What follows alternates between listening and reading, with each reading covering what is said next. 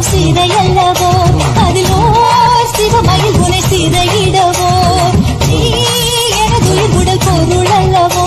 அதை நான் உனதடி தர சுகம் அல்லவோ இன்னும் தொழவோ என்னை தரவோ என்னவென கூறு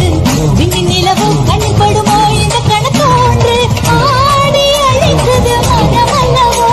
என் தேவி செவிகளில் விழவில்லையோ மகமாயி சமயபுரத்தாயே உன் மகள் எனக்கு எல்லாம் நீயே மகமாயி சமயபுரத்தாயே உன் மகள் எனக்கு எல்லாம் நீயே கொள்ளிடத்தின் கரை மேலே மகமாயி செவந்து இருக்க ஆவேசம் கொண்டு இருக்க சொல்லாம ஓடுங்களே சொல்ல தரும் மாயங்களே